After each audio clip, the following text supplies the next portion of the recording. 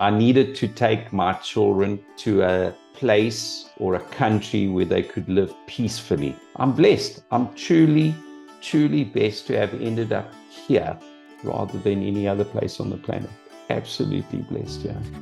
On this week's episode, it's another edition of Portugal Property Talks. I'm joined once again by David Patricio, the chairman of the Leisure Launch Group, and we discuss the brand new edition of Portugal, the Simple Life magazine. For those of you listening, head over to our YouTube channel to watch some of this episode. And for those of you watching, click down below and subscribe. And for the full podcast episode, go to Google, Stitcher, Apple, Spotify, or wherever you get your podcasts. And now over to my conversation with David. Welcome back, or welcome to another episode of Portugal, the Simple Life. And it's another edition of Portugal Property Talks. I'm joined here, as always, by David. David, how are you? Thanks for being on the podcast again. I'm good, Bill. It's always nice to be here. We're almost at episode 200, just for your, wow. for your information. It feels like it was just the other day that we had our first talk and our first episode, and it's amazing to see how it's gone forward. With so many episodes, 200, oh my word. Amazing. Yeah. I still have this belief, I know I've said this before, I still have this belief that in 1,000 years, they'll be talking about this country in exactly the same way that we do, which is absolutely awesome. I'm just going to be talking randomly and quite generally about the magazine, because the point is download the thing and read it. Yes. Because there's so much good content in there. But just tell us a little bit about how the magazine came about. Well, as a result of your success, Dylan, I mean, it really goes back to the podcast. The podcast is what changed everything and took us in directions that we had never possibly considered before. As you took us on this journey, we were just happy to support you in terms of that. The feedback for us has just been amazing. I've just got back from Utrecht, which is in the Netherlands, last week. The feedback that you get, random people that will walk up to me and just say, listen, I just want to tell you that this podcast has changed my life. Just my whole approach to looking at Portugal. Portugal for me was a beach destination. And now because of the podcasts, I see a different Portugal. There's one that is much, much deeper than what I'd ever expected or experienced in the past. So the magazine has just been an extension of that desire to educate free, because we love this beautiful country, and we feel that we have a responsibility to tell the best version of this country in the most respectful way possible. Let's jump into the magazine, what people can expect from this edition. Previously, we've always spoken about, this has always been about property talks, so we'll start there. We have a number of experts that have contributed to the magazine, and I'm just going to refer to it as about building the simple life and how people that want to come here can build the simple life. So we've heard from Denise about the simple life home buyer solution. We've heard from Bruno, the guy with the sexiest French voice on the team, Tanya, Denise as well, Alana and Anna from furniture, Sophia from accounting, Tim from Belgium. We've heard about all these different people and just little bits of advice in these articles about what they should be aware of, what they should do when coming to Portugal, when looking to buy a property or build a property or furnish a property or manage a property or rent it out, all these things that they should know. I mean, it's so important for people to have these kind of experts in their corner when making such a big investment. Oh, absolutely. Obviously, the magazine is our primary readers are people who have some interest in buying a home in Portugal or already do own a home in Portugal. And this the magazine reinforces that support that they should have when they're moving to a foreign country or moving or just investing in a foreign country.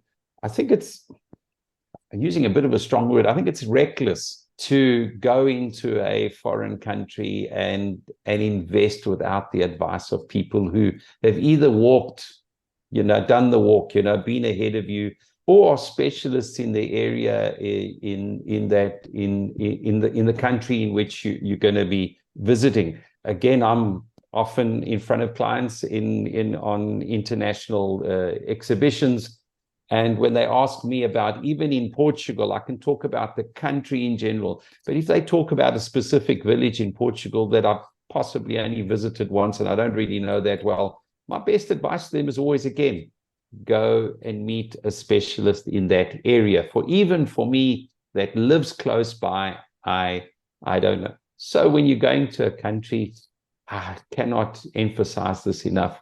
Find a specialist in each part of the phase. I think the one thing that the wonderful thing that the podcast does and the magazine reinforces that is that there are specialists in all parts, in all sectors of the experience that you're going to have. It doesn't just stop at the most obvious one, contracting a solicitor or a lawyer. No, that's not going to be it's part of the solution, but it's not the entire solution. And hopefully, not hopefully, actually today people do understand that as a result of the podcast and all of the education material that gets put out there by you and your team. Let's move on to another sort of section, because people need to just read the magazine and see how this is all broken down. But what delighted me with this edition is we've heard from a lot of our clients. We've got Peter and Rachel, Doug and Tao, we've got Ken and Lisa. These are people from all different backgrounds, all different parts of the world, but wanted the same thing, wanted to come and have a simpler life, wanted to come and live here in this beautiful country, but were accompanied by professionals, and how easy this whole process has been for them because of choosing to work with the professionals that we've already mentioned. What a wonderful thing to read about. And it's also really nice to see that it's people from such diverse backgrounds. Portugal doesn't seem to attract a polarized audience kind of thing. People are just from all over the world, but they share exactly the same desire and the same needs. And it's just wonderful to see them or read and listen to their experiences.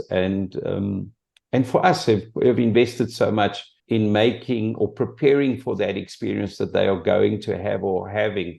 It's just wonderful to get this lovely feedback, and only strive to be better at it, because it's just nothing like positive motivation to make you want to work harder. And then we also had a visit from a very popular Dutch TV show, Way of Living.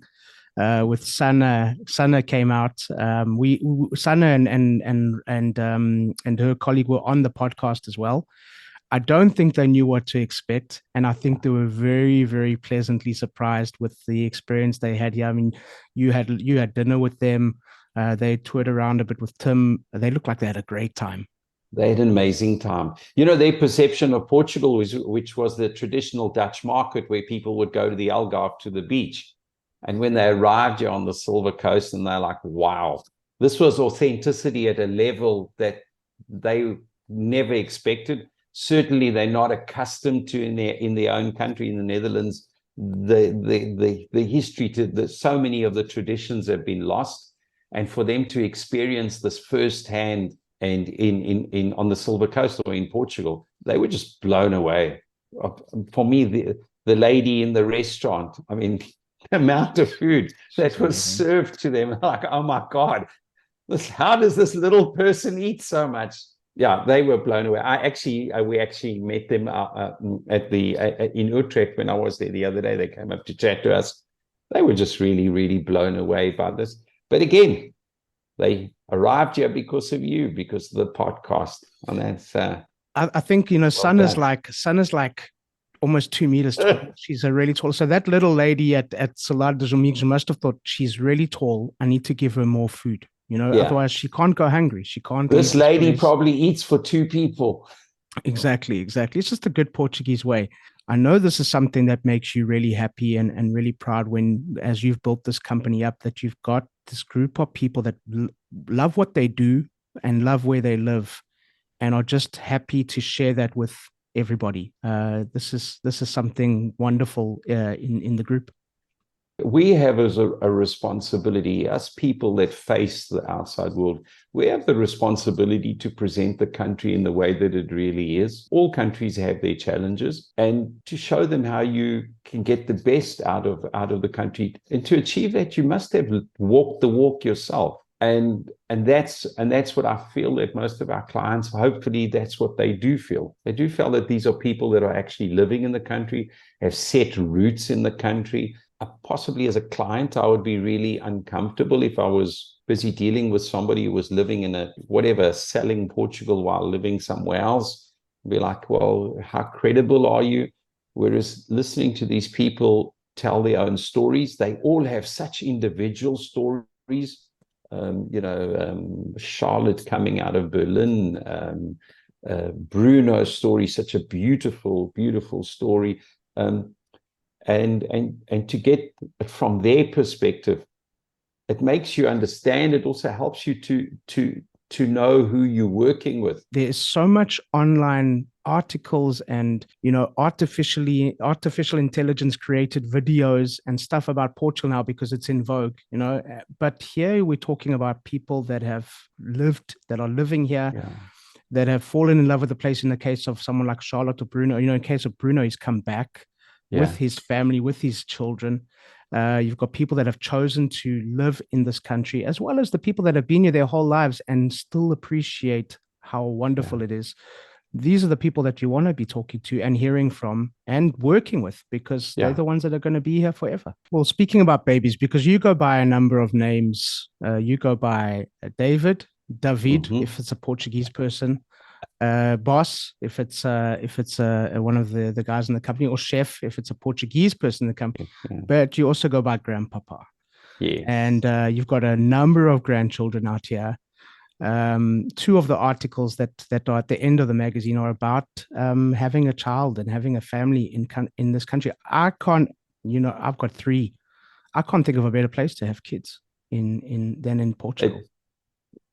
I consciously made that decision when I decided to leave South Africa, that I needed to take, you're making me emotional. I needed to take my children to a place or a country where they could live peacefully. I didn't want what I had been through for my children and more so my grandchildren. I was being very hopeful that my grandchildren would have a much better life. And I cannot imagine a better life than what my grandchildren have. I'm blessed. I'm truly, truly blessed to have ended up here rather than any other place on the planet. Absolutely blessed, Well, no better place to end than there. Go get the magazine, download it, read everything. Go get the magazine. This is a wonderful thing. We're living in an age where research is free. Go there. The platform is free. Go there, have fun with it. You don't even need to buy real estate. Just go and learn something new. It's just a wonderful, wonderful opportunity to do that. David, I'm going to let you call it. That's a wrap. So thank you once again to our guest, and thank you to all of you for listening. Please subscribe, share with your friends, give us a thumbs up, and please leave a comment or a review. We always love to hear from you. Don't forget, Portugal The Simple Life also has a magazine, so download it. It's for free. We'll be back next week with a brand new episode. And as we say in Portugal, sejas bem-vindo. Welcome to The Simple Life.